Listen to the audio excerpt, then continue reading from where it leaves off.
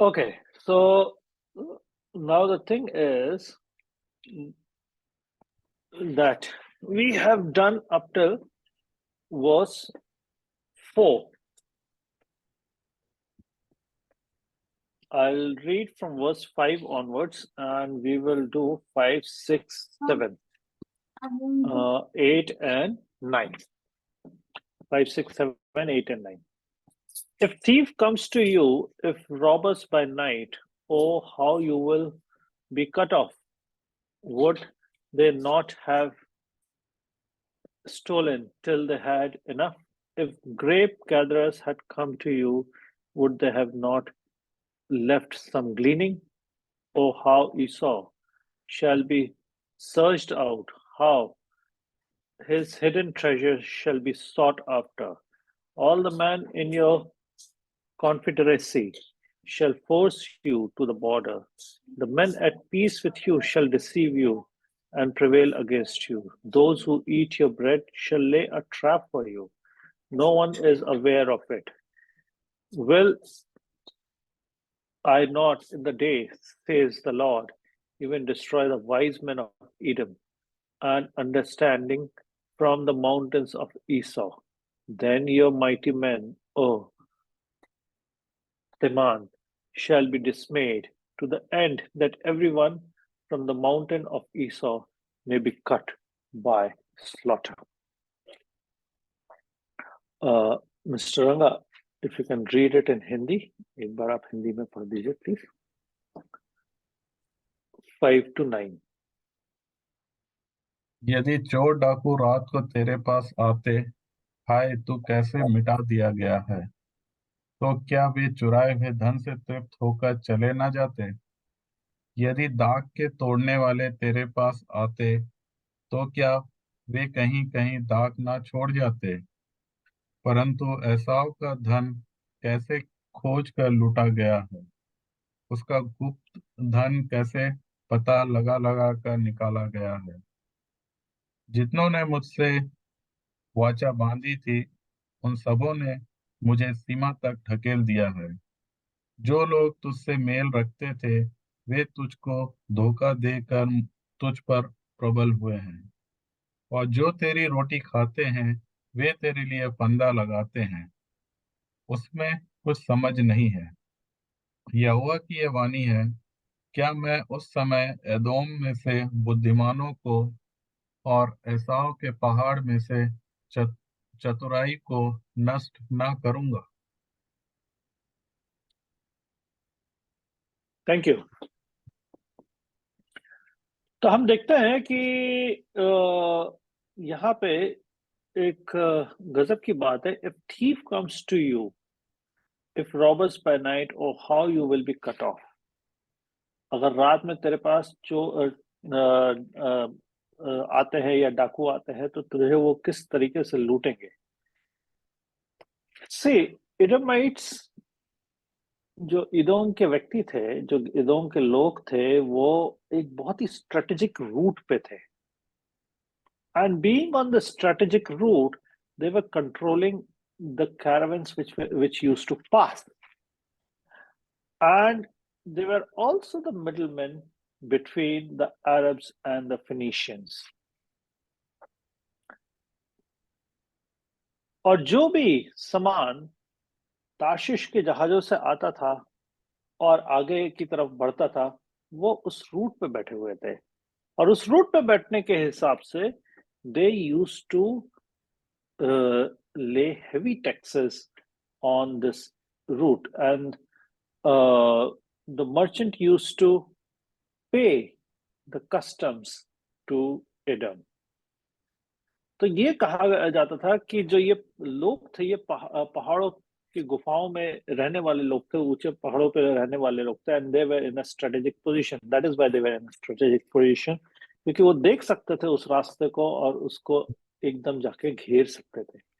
तो उन्होंने अपनी गुफाओं में इतना भर रखा था कि ये कहा जा रहा है कि if a thief have come to you, if robber by night, even in the night, the thief and the robbers won't have to search. उनको ढूंढने की जरूरत नहीं पड़ेगी. वो रात में भी उतना बटोर करके ले जा सकते हैं, और रात में भी उतना सामान उठा करके ले जा सकते हैं जितना इन्होंने अपने पास बटोर के रखा था। That much they have gathered through through by laying hands on this strategic route. जो ट्रेड और कॉमर्स की जो व्यापार का जो ये रास्ता था, उस पे ये हमेशा हाथ लगा करके बैठे रहते थे, और ये उस पे एक चुंगी बना के इन्होंने रखा था। So either the traders had to pay heavy taxes or everything used to be fortified or forfeited. तो सब कुछ उनका ले लिया जाता था अगर कोई व्यापारी उनको नहीं दे पाता था, और एवरीथिंग वाज फोर्टिफाइड। वो बहुत अच्छे तरीके से वो उधर पे अपना घेराबंदी करके बैठे होते थे। And this is one of the reasons that they had field they had filled their caves, they have filled their houses, and their greed was was beyond measure, was unquenchable. वो उनकी जो लालसा थी, जो उनकी लालच था, जो वो उसको ठंडा नहीं किया जा सकता था, उसको बुझाया नहीं जा सकता था, और इसी लालच से उनने इतना अपने घरों में भर रखा था। Oh, how would the Lord further says, "Oh, how you will be cut off? Would they have not stolen till they had enough? If a grape gatherer had come to you, they have not left some gleaning." यहाँ तक कि जो ये एक metaphor है कि पुराने समय में जब फसल कटती थी, तो लोग फसल काटने वाले जब कुछ चीज नीचे गिर जाती थी या छूट जाती थी, तो उसको छोड़ देते थे। वो इसलिए छोड़ देते थे कि जो वहां पे गरीब लोग होते थे, या जो उतना अफोर्ड नहीं कर सकते, या उस जगह पे जो विदेशी होते थे, जो वेल स्टैब्लिश नहीं थे, वो आके इनको बटोर करके ले जाते थे, और अपने घरों में उनसे उनका दाना पानी चलता था। And the best example of this is the book of Ruth. और अगर आप रूथ की किताब में देखते हैं, तो वो ग्लीनिंग के लिए ही वहां पे जाती है, कि वो बटोर करके जो चीज हार्वेस्टर्स से, जो फसल काटने वालों से जो छूट जाता था या उनसे रह जाता था, वो उनको बटोर लेते थे।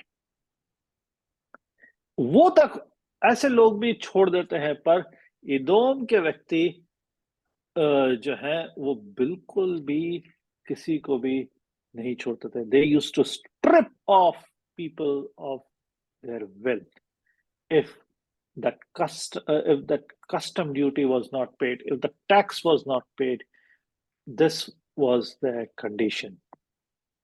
Verse 6.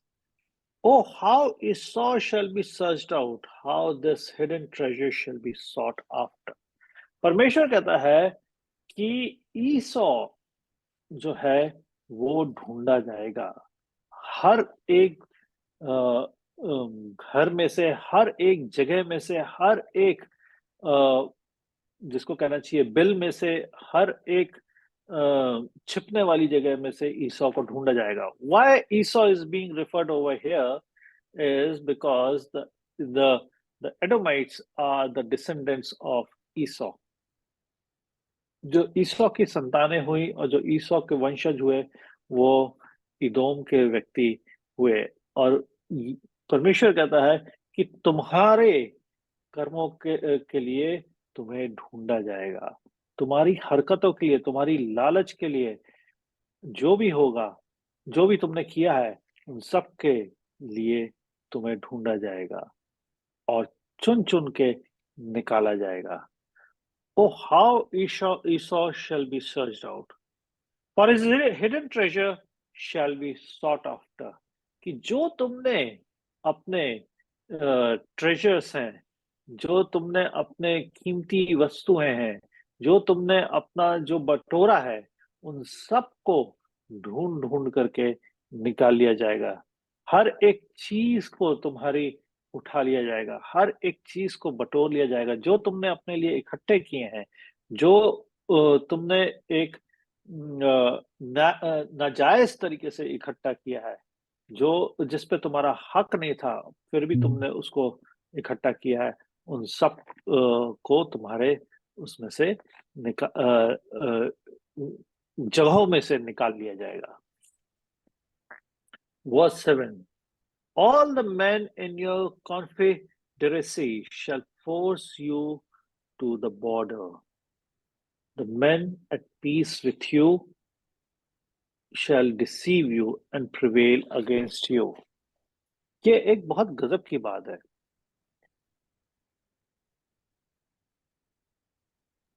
ईसो जो था वो हम बाद में हम देखते हैं कि हमेशा जेकब के विरुद्ध खड़ा रहा, और जेकब जो था वो एक शांति प्रिय व्यक्ति के रूप में हमें दिखाया गया है, बताया गया है बाइबल में। और यहाँ पे जो सबसे खास बात है कि इतने साल की जो कड़वाहट इन लोगों के बीच में पैदा हो गई है, वो इस समय परमेश्वर कहता है कि जिन लोगों को तुमने अपनी तरफ खींच लिया था वो भी अब तुम्हारे अगेंस्ट हो जाएंगे। एडोमाइट्स ने जो जेकब के जेकब मीन्स इज़राइल के जो इज़राइलियों के दोस्त होते थे, उनके साथ भी अपनी संधियां बना ली थी, उनके साथ भी अपनी दोस्ती कर ली थी, और इस तरीके से कर ली थी कि वो इज़राइल के विरुद्ध हो गए थे। So all men in your confederacy, हर एक व्यक्ति जो जिसके ऊपर तुम अब भरोसा कर रहे हो, हर एक व्यक्ति जिसको तुम ने पहले अपने उसमें माना है, अगर हम निकालें जेरेमाया जेरेमाया 27:3, तो ये कौन कौन से आ जाते हैं? Mister Ranga, if you can just take out Jeremiah 27:3 and read it.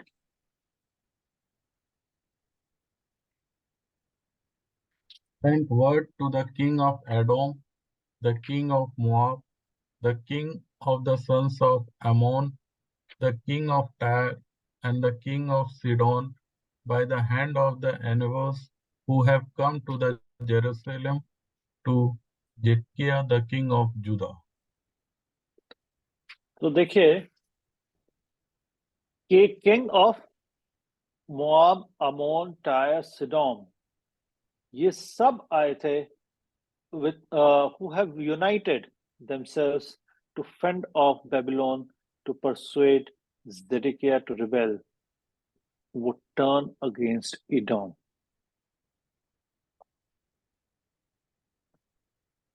इन सब के साथ जो इदोम ने अपनी वाचाएं बनाई थी, वो सबको वो भूल जाएंगे, और ऐसे समय में वो उनके अगेंस्ट खड़े हो जाएंगे। The men at peace with you shall deceive you, जो तुम्हारे साथ शांति बनाए रखे हैं अभी तक, वो सब तुम्हारे विरुद्ध खड़े हो जाएंगे। And shall prevail against you, ये भी नहीं कि खड़े हो जाएंगे तो हार जाएंगे, परंतु वो तुम्हारे अगेंस्ट खड़े होकर के मजबूती से खड़े रहेंगे। टू प्रिवेल मीन्स कि जब कोई कठिनाई आती है उसमें किस तरीके से मजबूती से खड़े होते हैं। तो जब ये दोस्त, जो इदोम के जो दोस्त हैं, जो इदोम ने जिनके साथ दोस्ती करी है, इदोम ने जिनके साथ संधियां बनाई हैं, इदोम ने जिनके साथ एक अच्छे रिलेशंस रखे हैं, वो सारे उसके अगेंस्ट खड़े हो जाएंगे। परमेश्वर का ये वाणी है, और ओबेदाया ये बात इदोम के लोगों के लिए कह रहा है। और ये एक बहुत खास बात है। Those who eat your bread shall lay a trap for you. इसका बहुत सिंपल हिंदी में मतलब है कि जिस थाली में खा रहा है उसी में छेद करेगा। या और एक दूसरा परिभाषा होती है कि नमक हरामी जिसको हम कहते हैं वो करेगा। That means the one who is breaking bread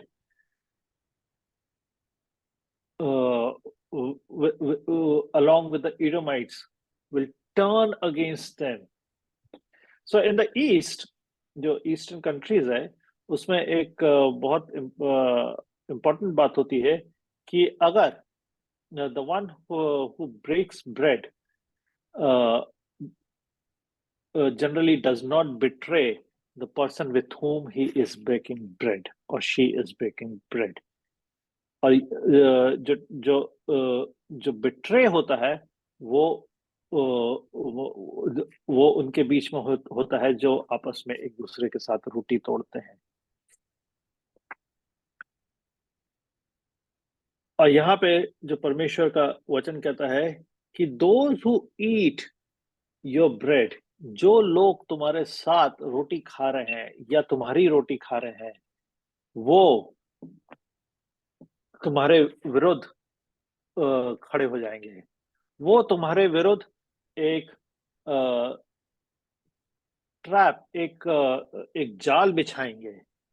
no one is aware of it, और इस बारे में कोई भी नहीं जानता कि ये कैसे होगा और कब होगा।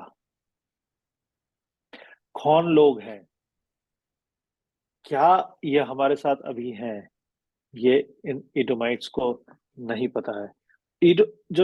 जो इदोम के व्यक्ति हैं, they will fail to recognise, वो पहचान नहीं पाएंगे कि ये ऐसे कौन व्यक्ति हैं जो उनके अगेंस्ट खड़े हो जाएंगे, जिनके साथ वो अपनी रोटी तोड़ रहे थे। And these are the first sign of antisemitism. These are the first sign of anti-Semitism in the Middle East. ये जो आज हम देखते हैं, ये कोई आज की घटना नहीं है, पर ये उस समय की बहुत पुरानी घटनाएं हैं। Will I not in that day, says the Lord, even destroy the wise men of Edom? ईसो का जो एक किस्म से घराना था, is not considered to be one of a very polished living, because क्योंकि वो हमेशा जंगलों में अपना शिकार करता था। उनके में किसी भी तरीके से परमेश्वर का नाम का कहीं पे कोई जिक्र नहीं है, किसी भी तरीके से कोई राइटिंग नहीं है, या किसी भी तरीके से कोई किस्म का व्यवहार नहीं है। They might be having their gods, pagan gods, but about uh, uh, about their own God, that is God of Isaac, there is no mention about such God. Whereas Jacob continues to worship the God which he continues to revere to the God whom his father always looked forward to. Jacob जो था वो हमेशा इजाक के परमेश्वर के साथ रहा, और वो परमेश्वर हमेशा जेकब के साथ बना रहा। परंतु ईसौ अपने मार्ग से भटक चुका था बहुत पहले। For him birthright was not a matter. For him, food which was there was more important than anything else. और यहाँ पे जो बात है कि इतने में भी जो उन लोगों के बीच में जो बुद्धिमान व्यक्ति हैं, उनको भी परमेश्वर खत्म कर देगा।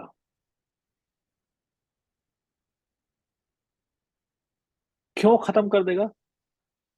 So that once these wise men are wiped out, once these thinkers are gone, once these people who are the think tank of a community, they all will be scattered. उनके सोच विचार नहीं बन पाएंगे। और ये एक तरीका होता था पुराने समय में, जो आप देखेंगे कि जब भी कोई राज्य दूसरे राज्य पे चढ़ाई करता था, तो सबसे पहले उसके इम्पोर्टेंट व्यक्तियों को, जो सोचने वाले हैं, जो विचार करने वाले व्यक्ति हैं, जो बुद्धिमान व्यक्ति हैं, उनको वो खत्म कर देता था, क्योंकि बाकी की जो जनता होती थी वो एक लेबर की तरह का काम करने के लिए होती थी। And the understanding from the mountains of Esau, और जो there are three things. There is knowledge, there is wisdom, and there is understanding. One may have the knowledge, one may have the understanding, but no wisdom. It's a dangerous combination. One may have understanding, but no knowledge, and wisdom will definitely not be there. समझ सकता है? Wisdom is something that comes from God. Knowledge can be acquired, understanding can be taken through experience, but wisdom comes from God. And this understanding, that is the experience, will be taken away from Esau. That means the people who had the experience of controlling the situation, or advising the people, or advising the community, will be removed. परमेश्वर के ज्ञान तो वहां पे दूसरी ही बात है, क्योंकि उनके बीच में परमेश्वर, याहवे परमेश्वर का कोई कॉन्सेप्ट नहीं था। Yet they were the descendants of Isaac and Esau, परंतु उनके बीच में परमेश्वर का कोई कॉन्सेप्ट नहीं था। Then your mighty men, O Tehran, shall be dismayed. जो मैं आपको बात बोल रहा था कि एक बार जो लोग, जिन्होंने आगे की नीतियां रचनी है, जिन्होंने आगे के कॉन्सेप्ट्स ले करने हैं, जिन्होंने आगे के बातें करनी है कि ऐसे कि बुरे वक्त में हम कैसे एक अच्छे तरीके से रह सकते हैं या आगे बढ़ सकते हैं, वही जब खत्म हो जाएंगे, तो जो इनके योद्धा हैं, जो इनके शौर्य पुरुष हैं, वो कुछ भी नहीं कर पाएंगे। This is something what the Lord will do. You see, in the book of Genesis, when Joseph comes in, तो उसमें आप देखते हैं कि वो एक बहुत अच्छा नीतिकार था। वो स्वप्न को देखता है और उसके हिसाब से वो काम करता है। 6 मोटी गाय जो समुद्र से बाहर आई, और जो 6 पतली गाय जिन्होंने वो खा लिया, उस बात को वो समझ गया, और उसने उस हिसाब से एक नीति रची for the next 7 years of richness and the next 7 years of famine. उसने इतना अनाज 7 सालों में जोड़ लिया कि वो अगले 7 सालों तक लोगों को खिला सकता था। And this is known as God's wisdom. These men of Edom will be deprived of such men, will be deprived of such wisdom. Why? Because God is against them now. Then your mighty men, कि इनके शौर्य पुरुष भी जो हैं, जो इनके योद्धा हैं, वो भी इस वक्त हलाकान हो जाएंगे। to the end that everyone from the mountain of Esau may be cut off by slaughter. यहां तक परमेश्वर कह रहा है कि तुम्हारा हर एक व्यक्ति आखिरी व्यक्ति तक मार दिया जाएगा. It starts with the wise and ends with the weakest. It does not start with the weakest, but it starts with the wise and ends with the weakest. ये सब कोई खत्म कर दिए जाएंगे. और ये एक बहुत ही भयानक बात होती है. And this is the judgment of the Lord which is going to come on Edom. इदोम राज्य पे परमेश्वर का ये जो न्याय है ये आएगा. इसमें हमने जो बातें आज देखी हैं उसमें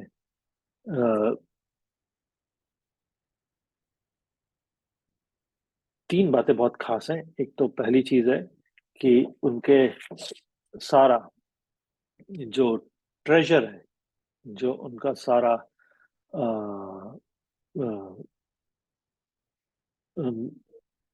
ट्रेजर को हिंदी में क्या बोलेंगे?